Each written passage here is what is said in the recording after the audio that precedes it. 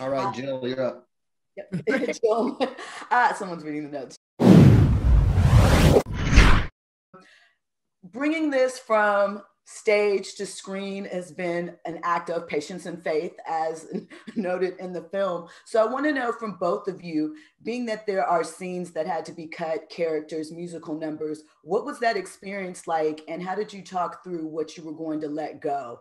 And being that they're like your children, kind of, how do you sort of release it and not antagonize over, oh, maybe we could have fit that in there?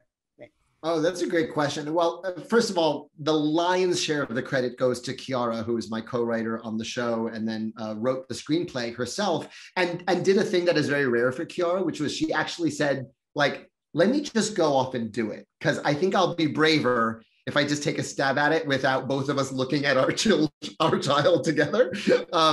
And she made a lot of brilliant and really smart updates and bold decisions. And of course, there are characters cut and there are songs cut and reshuffled.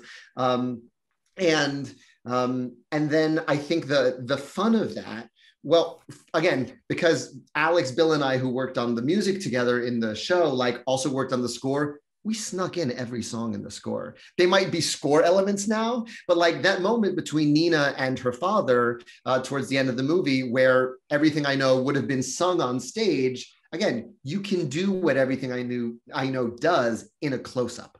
Again, that's what film can do that you can't do on stage. And so that music is now playing in the backdrop of that scene when they have that moment together. One of my favorite sneak-in moments was actually when the sun goes down. Jon had the brilliant idea to have them dance up the side of the building. And then he kind of made a crack to me one day, like, I wish this song was a little longer. It's a really expensive set.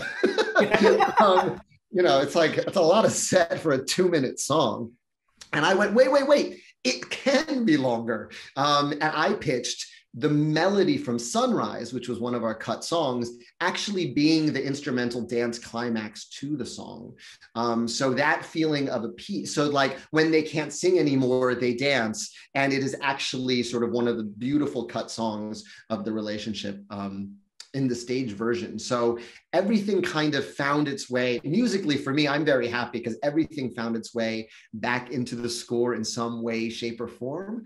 But also Chiara had the courage to really like transform this thing into its own more concentrated version of the themes on stage. And then Jon always pushed for the most cinematic version of telling the story. Like, I can't put the High Bridge pool on stage at the Richard Rodgers. They can't dance up the side of a building in the Richard Rodgers. I can't recreate the tunnel on 190th Street. So again, like always pushing us into territory that only film can go. And one of the best parts about working with Lin, the best gifts you get are these little random text messages of voice memos where he's recording the song or writing the song in a subway, in an elevator. Like, you never know when, you never know how, but suddenly he's like, okay, I got where Sunrise is gonna go. Listen to this. And you're like, oh my, and I'm like shopping in a supermarket at that moment, and you're like, nobody knows that I just got a text from Lin Manuel Miranda of the new song. All right, this is what Usnavi says in the Carnaval now, since, well, I already done. Voice memo. Exactly. I'm like, you just sent me a song from Little Mermaid. That's not, what are you talking? And then, wait, sorry, wrong text. Yeah. Disregard.